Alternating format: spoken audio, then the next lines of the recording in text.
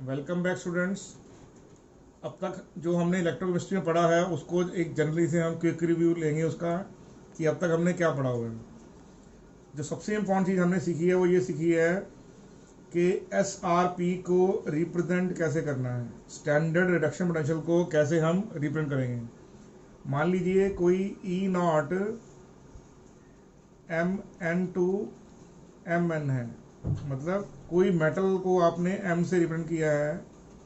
Represent M represent every metal. कोई भी metal ion है अगर वो मेटल में कन्वर्ट हो रहा है उसको बोलेंगे रिडक्शन पोटेंशियल। क्या बोलेंगे? Reduction potential. और ये IUPAC की कन्वेंशन है कि आप रिडक्शन पोटेंशियल में ही चीज़ों को रिपोर्ट करेंगे। Are you okay?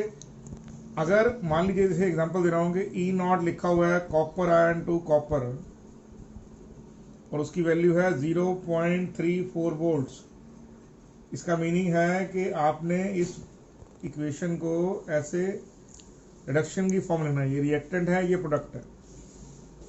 लेकिन अगर क्वेश्चन में ऐसा लिखा हुआ है E naught copper two plus, check कीजिए क्या किया गया यहाँ पे। आप चेक कीजिए, जो आपने SR में लिखा था उसका रिवर्स में लिखा हुआ है। कॉपर आयन यहाँ था तो यहाँ पे कॉपर आ गया, और यहाँ पे कॉपर था, यहाँ पे कॉपर आयन आ गया।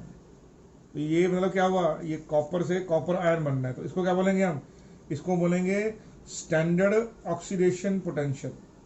क्या बोलेंगे? SOP, standard oxidation potential. Clear आपको ये बात? तो इसका मतलब क्या हुआ? इसका मीनिंग ये हुआ कॉपर जो है वो कॉपर 2+ आयन बन रहा है। Is that clear to you? Clear.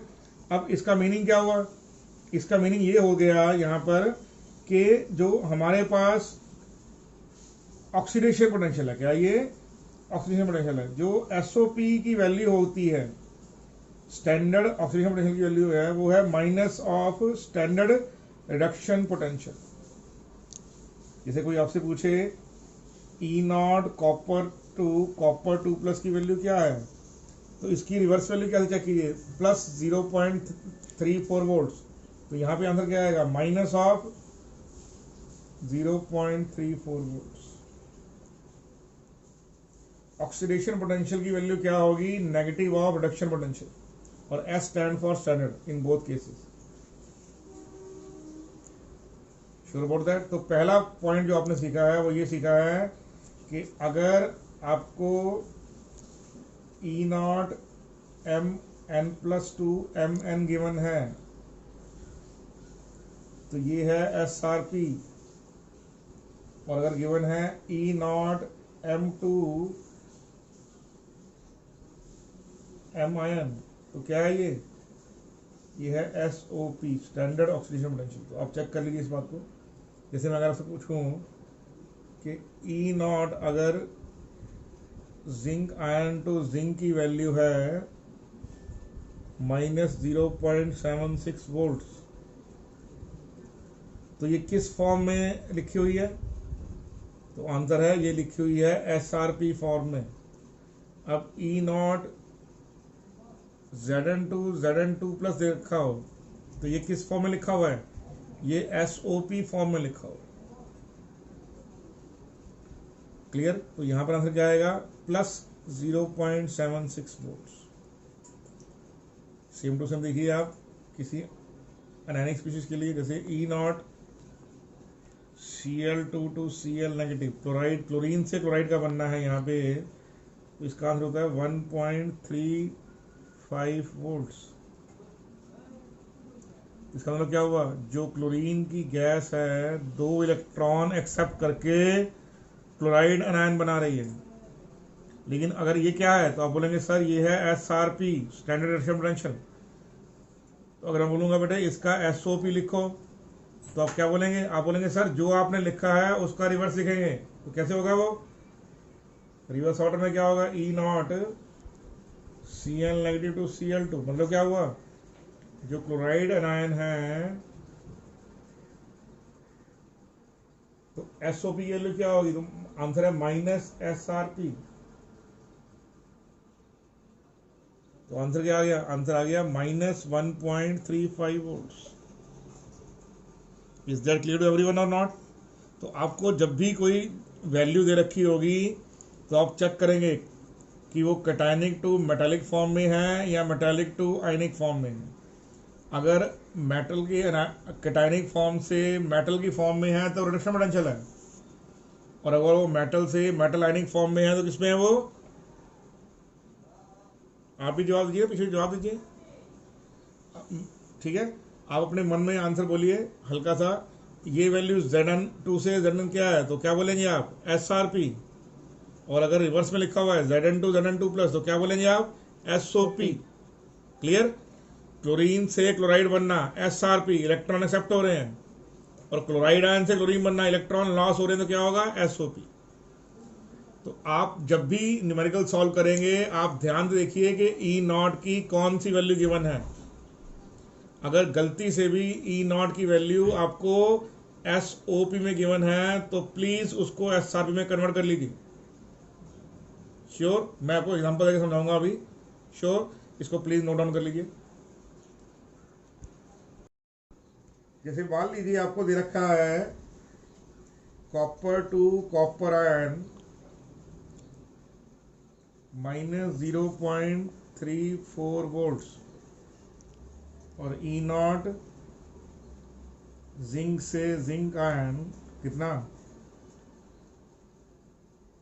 0.76 volt. अब ये वैल्यू किस में दे रखी है बताइए, आप खुद सोचिए। ये दोनों की दोनों वैल्यू किस में है? ऑक्सीडेशन पोटेंशियल में। किस में है ये? ऑक्सीडेशन पोटेंशियल में। तो क्या करेंगे एज ए स्टूडेंट? आप SOP को चेंज करेंगे SRP में। चेंज SOP इंटू SRP, तो क्या हो जाएगा यहाँ पे? E0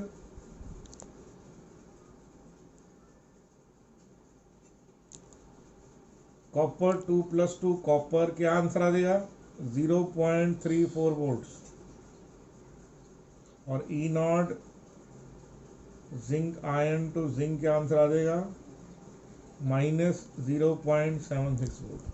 तो ये जो वैल्यू है, ये वैल्यू जो है सही है, लेकिन SOP में लिखी हुई है। किसमें लिखी हुई है?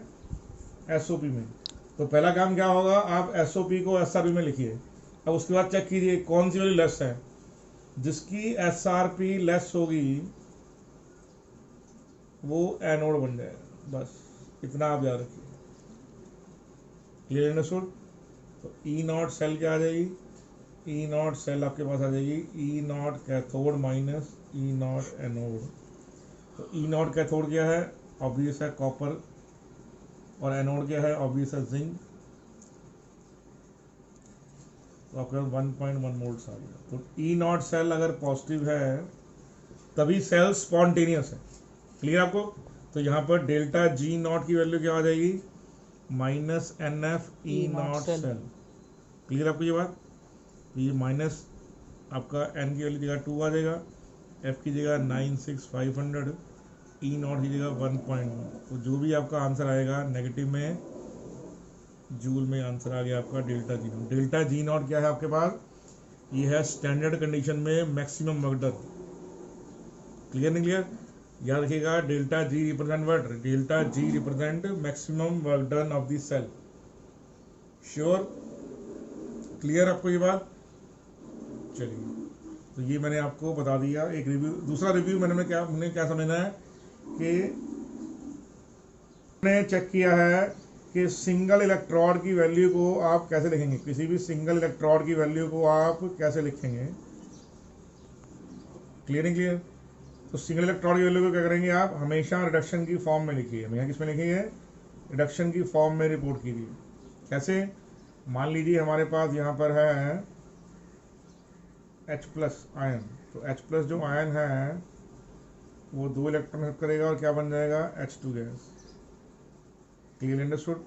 तो ये जो H+ गैस है इसको आप मान लीजिए कि इसका जो ये कंसंट्रेशन कुछ भी मान लीजिए C1 है, और ये जो प्रेशर है, प्रेशर ऑफ हाइड्रोजन, ये 1 एटमॉस्फेयर है।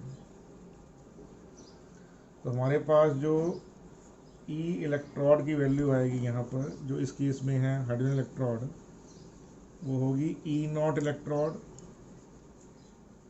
Minus 0.059/6 by n log product by pressure of hydrogen gas by H plus का स्क्वायर, क्योंकि यहाँ पर 2 है तो ये आ गया आपके पास। तो अब मान लीजिए इस केस में बोलेगा फाइंड सिंगल इलेक्ट्रोड, ठीक है, find the single electrode value in case of hydrogen electrode when H plus is equal to 10 power minus 5 molar and when H plus is equal to 10 power minus 10 molar, ठीक है बेटे, and when H plus equal to 10 power minus 14 molar। तो मान लीजिए उसने आपको hydrogen electrode की value 3 different concentration में दे दी। चलो एक चौथा ले लीजिए, H plus equal to 1 molar. तो अगर H plus equal to 1 molar हो जाएगा तो आंसर आएगा वो तो 0 ही है भाई, क्लियर। इसको आप मान लीजिए ये 1 मोलर, ठीक है। तो हमारे पास जो ई नॉट इलेक्ट्रोड है हाइड्रोजन की वो होती है टेकन एज 0, क्या लेते हैं हम 0 लेते हैं। माइनस क्या होता है 0.0596/2 लॉग प्रेशर ऑफ हाइड्रोजन 1 है और H प्लस की वैल्यू ये ऊपर है, क्या हो जाएगा H प्लस का वैल्यू नेगेटिव है -2, क्लियर अंडरस्टूड। जब ये -2 ये नीचे आएगा तो आंसर कितना आएगा -0.05916/2 इंटू -2 लॉग H प्लस। तो ये 2 से 2 कट गया, आंसर आ गया -0.05916/2 से 2 कट गया तो कितना आया माइनस लॉग H प्लस। तो माइनस लॉग H प्लस क्या होता है पीएच, क्या होता है पीएच।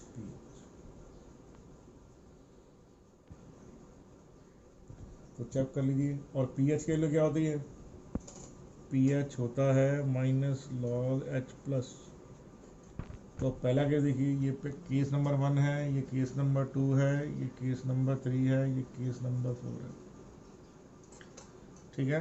तो अगले केस में क्या होगा, फर्स्ट केस मैं पहला केस करवा रहा हूँ आपको, बाकी आप खुद करेंगे कि पीएच फर्स्ट केस में कितना है 5 है। क्यों, क्योंकि पीएच की वैल्यू क्या है, पीएच की वैल्यू है माइनस लॉग H प्लस। तो माइनस लॉग 10 पावर -5 कितना आंसर आ गया, पीएच की वैल्यू 5 आ गया, क्योंकि ये नीचे आ गया माइनस माइनस प्लस हो गई और लॉग 5। तो पीएच तो कितना आंसर आ गया -0.0596 इंटू 5, आंसर भी वर्क।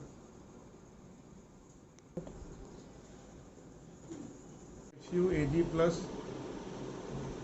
और टोटल इक्वेशन है, ये क्वेश्चन आपके पास। तो आपको क्या निकालना है, आपको निकालना है इक्विवेलेंट क्वांटिटी वैल्यू क्या है और डेल्टा G नॉट की वैल्यू क्या है। These are 2 equation after. तो पहले क्या करेंगे आप आइडेंटिफाई कीजिए ऑक्सीडेशन हाफ क्या है। तो आंसर है copper is losing 2 electron. Production में क्या है, silver is accepting to give you silver. Production half है, ये ऑक्सीडेशन हाफ है आपके पास। तो आप चेक कर लीजिए, यहाँ पे कॉपर ने 2 इलेक्ट्रॉन लॉस किए हैं, सिल्वर ने 1 इलेक्ट्रॉन गेन किया है। तो इलेक्ट्रॉन बैलेंस करने के लिए क्या करेंगे आप इसको क्रॉस मल्टीप्लाई करेंगे इनके कोएफिशिएंट से। तो now you will get the balanced cell reaction.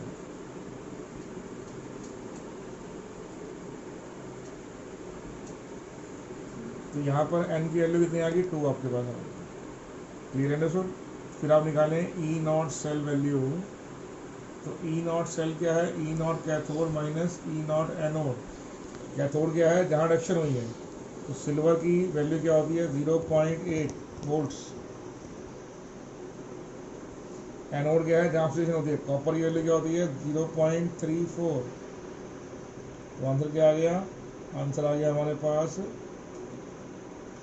0.46 volt. आप लॉग के निकालना चाहते हैं यहाँ पे और के निकालना चाहते हैं तो कैसे आंसर आएगा, आप पहले लॉग में वैल्यू पुट कीजिए, फिर उसका एंटी लॉग सॉल्व कीजिए। तो आंसर एन की जगह क्या लिखेंगे 2, ई नॉट सेल की जगह आप यूज़ करेंगे 0.46 डिवाइड बाय 0.05916, ये लॉग के होगा। तो के की वैल्यू क्या होगी, anti log of 0.92 divide by 0.05916। तो के की वैल्यू क्या आ जाएगी, आपके पास एंटी लॉग का टेबल होगा, एंटी लॉग टेबल में चेक कीजिए आंसर। तो आपके पास आंसर क्या आ रहा है, आपके पास आंसर आएगा यहाँ पर 3.92 इंटू 10 पावर 15। इस कैलकुलेटर और डेल्टा जी नॉट की वैल्यू क्या आएगी यहाँ पे -NF E naught cell. N की जगह एन की वैल्यू कितनी है 2 into Faraday into E naught cell. E naught cell की वैल्यू क्या आ रही है यहाँ पे 0.46। When you solve it answer आएगा -887800 और -88.78 kilo. Sure about that, easy के नहीं, बहुत इजी क्वेश्चन है ये। Are you okay with that? चलिए, एंटी लॉग आप एंटी लॉग टेबल से चेक कर सकते हैं।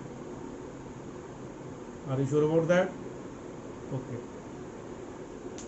क्लास में हमने सीखा था कि एट इक्विलिब्रियम ई सेल 0 होता है, डेल्टा जी 0 होता है, डेल्टा जी नॉट की value -NF E naught cell है और ये डेल्टा जी नॉट की वैल्यू -2.303 RT लॉग की है और N E naught cell by 0.05 equal to log की है। सो ऑल दीज वैल्यूज हमने लास्ट क्लास में चेक की थी और हमने ये भी पता लगाया था कि इक्विलिब्रियम पर क्या होता है, इक्विलिब्रियम के अंदर नेट सेल रिएक्शन 0 हो जाती है। Sure about that? E reduction is equal to E oxidation. जो ई रिडक्शन की वैल्यू है वो ई ऑक्सीडेशन के इक्वल हो जाती है। क्लियर? तो ये जो पॉइंट है आपने याद रखना कि इक्विलिब्रियम पर ये चलेगा। तो अब आप एक क्वेश्चन करते हैं हम लोग कि मान लीजिए हमारे पास दे रखा है एक equation 2Cr react with cadmium to produce 2Cr3 plus and 3 cadmium। मान लीजिए इक्वेशन है, वो बोल रहा है at 298 kelvin find the value of equilibrium constant and delta G. तो आपको इस इक्वेशन के लिए बोल रहे हैं। तो पहले क्या करेंगे आप, क्योंकि हमें एन नहीं मालूम तो एन को मालूम करने के लिए हम क्या करेंगे, यहाँ पे देखिए जो क्रोमियम है वो Cr3 प्लस बन रहा है बाय लूजिंग 3 इलेक्ट्रॉन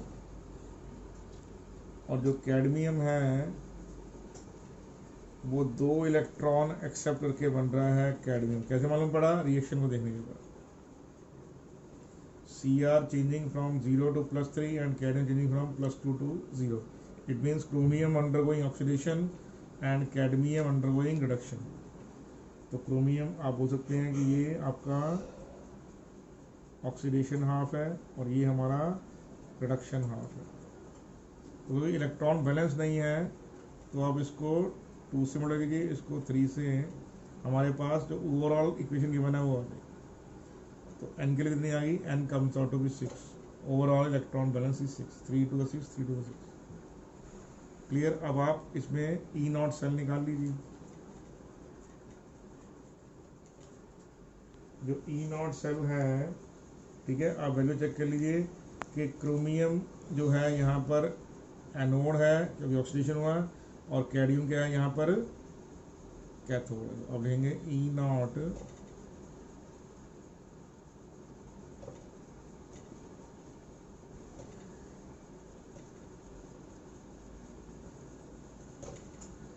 तो ये वैल्यूज क्या है हम नोट डाउन कर लेंगे आपके पास। तो अब आपके देखिए, आप क्वेश्चन को चेक कीजिए। ये क्वेश्चन गिवन है आपको कि क्रोमियम में ऑक्सीडेशन हुआ, कैडमियम में रिडक्शन हुआ, तो बताइए उसका इक्विलिब्रियम कांस्टेंट वैल्यू क्या है। इक्विलिब्रियम पर क्या होता है, E reduction equal to E oxidation होता है। तो ये तीनों इक्वेशन में से कोई इक्वेशन, जैसे आपसे क्वेश्चन पूछा गया है, तो क्योंकि आपको इक्विलिब्रियम कांस्टेंट पूछा गया है, तो आप इन दोनों में से कोई भी एक इक्वेशन यूज कर सकते हैं। मैं इक्वेशन नंबर 3 यूज कर रहा हूँ यहाँ पे। ये देखिए, ये इक्वेशन एन की वैल्यू 6 आ गई, ई नॉट की वैल्यू 0.34 आ गई है, और ये वैल्यू हमने डिवाइड किया। तो डिवाइड करने के बाद this is the answer your equal to that. और अगर कोई आपसे बोले डेल्टा जी नॉट की वैल्यू क्या है इस केस में, तो वही है -n into F into E naught cell. तो 9650 इंटू ई नॉट सेल है 0.34। तो हम उसको कैलकुलेट करेंगे तो आंसर आएगा -916860 जूल्स। तो इट इज -196.86 किलो जूल। ये हमारे पास वैल्यू आ गई। क्या ये हमारे पास क्या आ गई है, वैल्यू आ गई है जो आपको याद होनी चाहिए। This is delta G naught. Clearly understood now? Please note down this. अब नेक्स्ट टॉपिक है, उसका नाम है कंसंट्रेशन सेल। कंसंट्रेशन सेल वो सेल होगा जिस केस में anode and cathode are made up of the single material. Example दे रहा हूं आपको। कंसंट्रेशन सेल में क्या होता है, anode and cathode are made up of same electrode।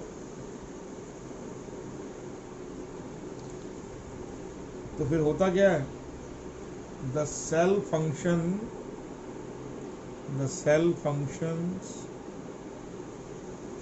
due to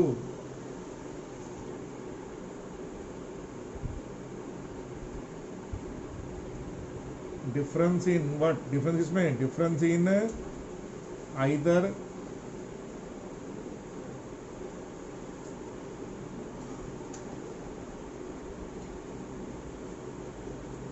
concentration of the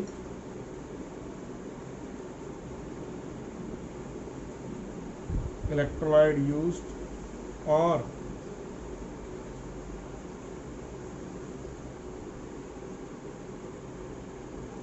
difference in pressure।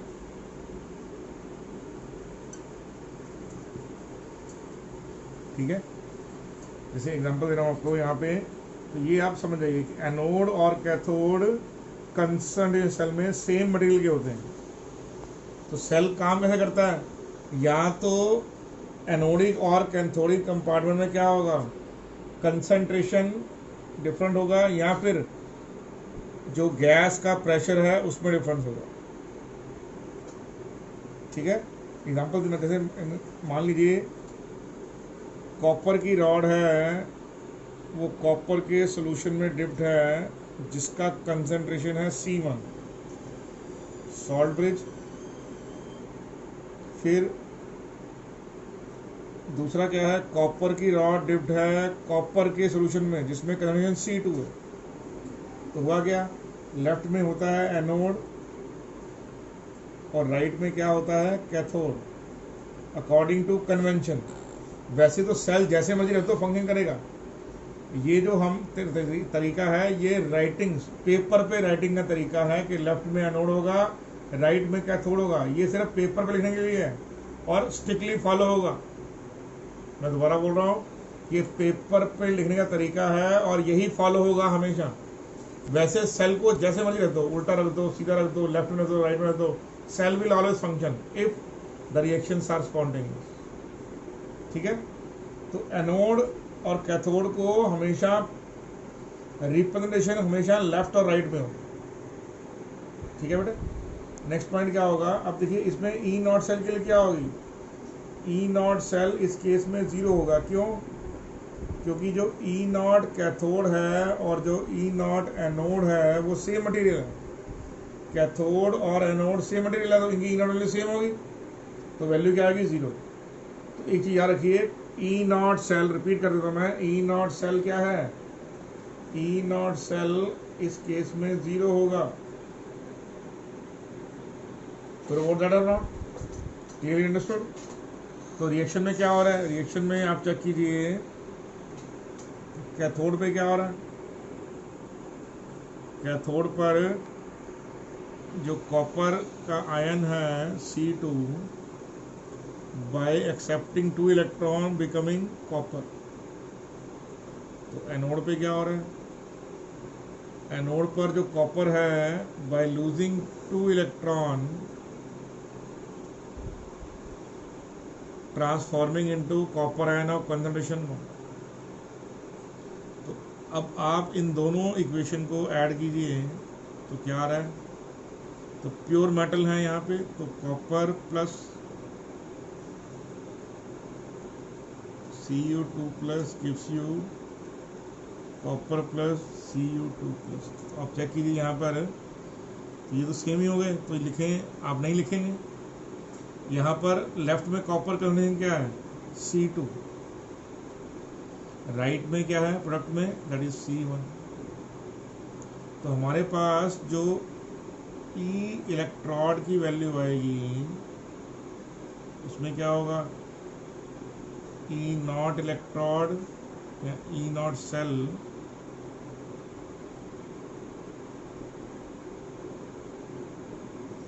is equal to minus 0.0591 by 6 by n log concentration of product by concentration of the reactant।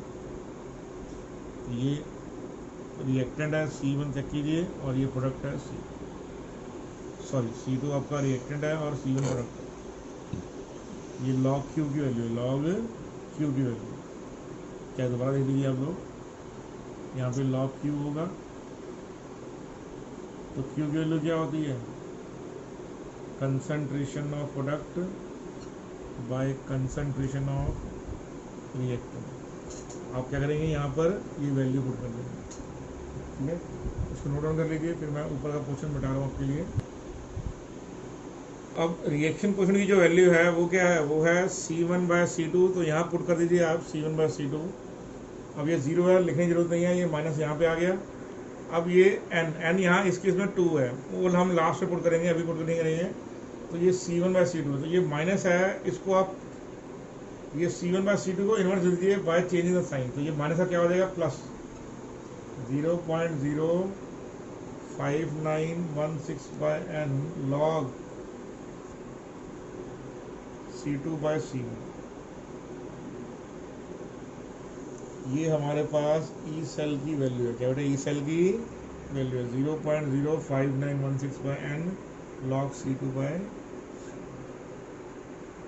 इसका मतलब क्या हुआ, इसका मतलब ये हो गया, concentration cell तभी काम करेगा when C2 is greater than C1। जो कंसंट्रेशन है कैथोडिक कंपार्टमेंट में, concentration of cathodic compartment is greater than concentration of anodic compartment. क्योंकि तभी ये ई सेल, क्योंकि ई सेल पॉजिटिव होगा तभी डेल्टा जी नेगेटिव होगा। Why, because delta G is minus N F E cell. इस case में तो डेल्टा जी नॉट 0 हो जाएगा क्योंकि ई नॉट सेल 0 है। ठीक है, लेकिन डेल्टा जी 0 नहीं है, delta G minus N F E cell है, तो ई सेल की वैल्यू आ रही है। तो सेल फंक्शन तभी करेगा जब कैथोड में कंसंट्रेशन की वैल्यू एनोड से ज़्यादा हो। मतलब अगर ये C2 है, अगर ये 0.2 मोलर है तो C1 की वैल्यू 0.2 मोलर से कम होनी चाहिए। Molarity in anodic compartment should be less than molarity in cathodic compartment. Is that clear to everyone? Very very important topic definitely है कि क्वेश्चन इस पे जरूर आते हैं, प्लीज नोट इट डाउन। मैं दोबारा बोल रहा हूँ, कंसंट्रेशन सेल वो सेल है जिसमें एनोड और cathode they are made up of same material and E naught cell zero होगा, but still cell is able to function क्योंकि डिफरेंस इन कंसंट्रेशन यहाँ पर मिलता है। इज दैट क्लियर एवरीवन और नॉट? जैसे यहाँ पे कॉपर केस में क्या होगा, एन के लिए 2 पुट कीजिए और वैल्यू निकाल लीजिए। श्योर? चलिए ठीक है बेटे। तो यहाँ पे देखिए ये 2 हरे इलेक्ट्रोड हैं, इसमें जो ये लेफ्ट में है एनोडिक कंपार्टमेंट, राइट में है कैथोडिक कंपार्टमेंट। कैथोडिक कंपार्टमेंट में H2 gas is present as pressure P2 while anodic compartment gas is present at pressure P1।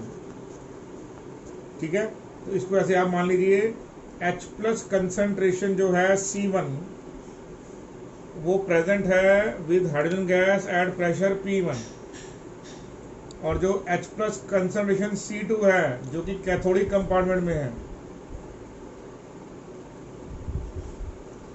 वहां पर हाइड्रोजन गैस का जो प्रेशर है वो P2। अब क्योंकि दोनों इलेक्ट्रोड सेम मटेरियल के हैं इसलिए ई नॉट सेल तो जीरो होगा, लेकिन ई सेल जीरो नहीं होगा। ई सेल हम निकालेंगे कैसे? अब देखिए पहले आप चेक कीजिए एनोड पे कौन सा रिएक्शन हो रहा है। तो एनोड पे हो रहा है H2 gas transforming into hydrogen ion by giving electrons. Cathode पे क्या हो रहा है? कैथोड पर जो H प्लस कंसंट्रेशन है is transforming into H2 gas. तो क्या होगा यहाँ पे H2 gas plus 2H plus gives you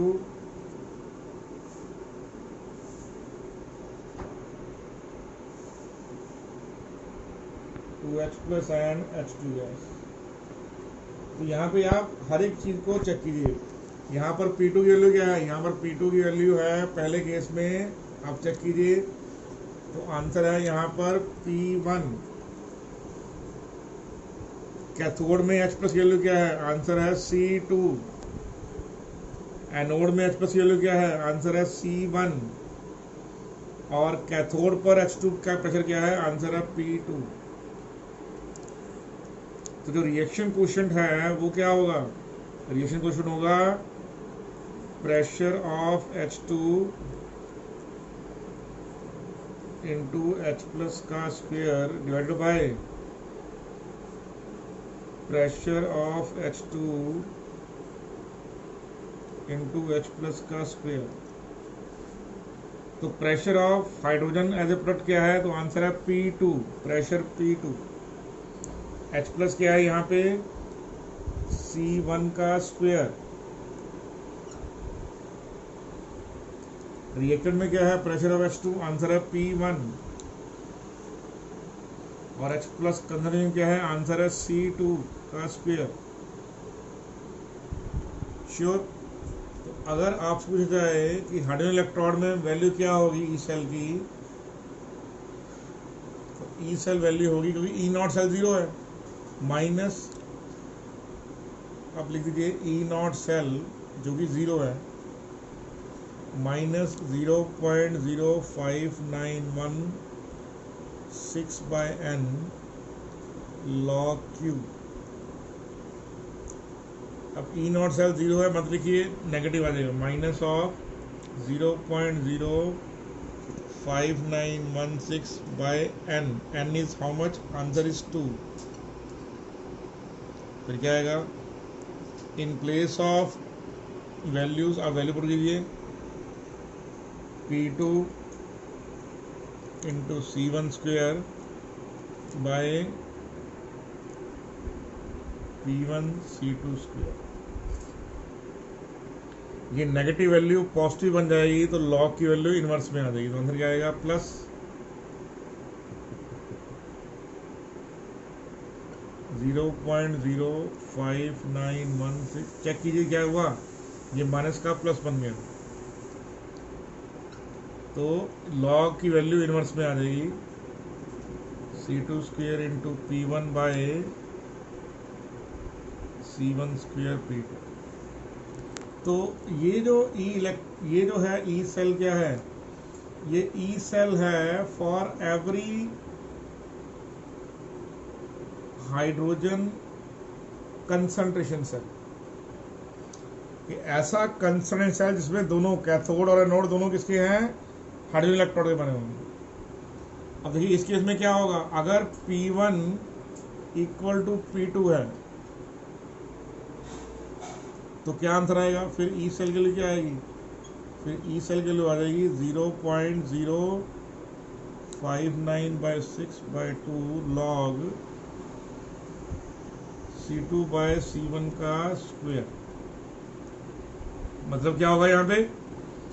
P1 और P2 इफ अगर P1 की वैल्यू P2 के इक्वल आ गई तो ये इक्वल में कट जाएगा P1 से P2, तो क्या रह जाएगा?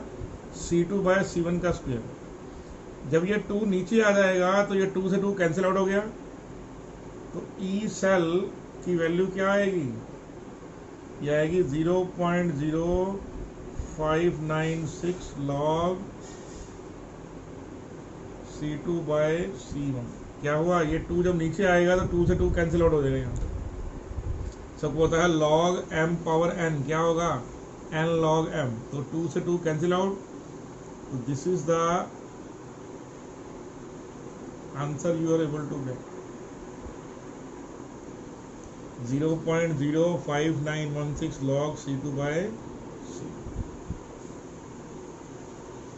ये जो वैल्यू है लास्ट पॉइंट है, इसको ध्यान से समझिए आप लोग। Are you sure about that? Clear understood now?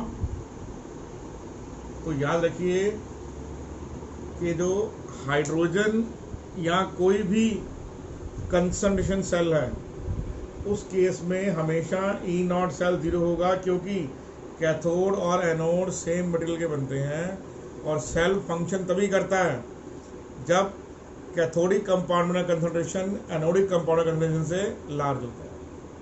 Sure, ये लास्ट पॉइंट को आप ध्यान दीजिए, वेरी वेरी इंपॉर्टेंट पॉइंट। तो ये जो फैक्टर है आपको अच्छे ढंग से हर पॉइंट चीजें याद होनी चाहिए, प्लीज नोट डाउन। अब देखिए यहाँ पर आपको क्या गिवन है? यहाँ पर आपको गिवन है हाइड्रोजन इलेक्ट्रोड, ये हमारे पास P1 है, ये हमारे पास P2 है। अब चेक कीजिए दोनों इक्वल है। तो अगर P1 और P2 इक्वल हो तो अभी अभी हमने क्वेश्चन किया था, तो ई सेल कैसे लिखेंगे इसमें? तो आंसर है 0.0591x log C2 by C1। तो ये C1 है और ये C2, तो आंसर क्या आएगा? 0.0591 log 2 into 10 power minus 1 divided by 10 power minus 2। Answer आएगा 0.05916 log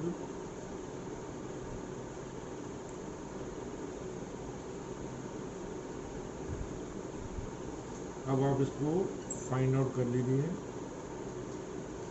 तो log 20 की जो वैल्यू है वो क्या होगी, अब हम सेट कर रहे हैं इसको। ठीक, अब देखिए आपके सामने क्या आंसर आ गया। आपके सामने आंसर आ गया, यहाँ पे ये P1 है, ये C1 है, ये C2 है, ये P2 है। आप हाइड्रोजन इलेक्ट्रोड की वैल्यूज को यहाँ पुट कीजिए और पुट करने के बाद आपके पास आंसर यहाँ पे ही आ गया। Are you sure about that? Clear? तो हमेशा याद रखिए the cell will function only if C2 greater than C1। ये कुछ नहीं है, लॉ की कैलकुलेशन है, इसके अलावा वेरी वेरी इजी क्वेश्चन। तो कंसंट्रेशन सेल में आप याद रखिए ई नॉट सेल हमेशा 0 होगा, always. Are you sure? Okay ना।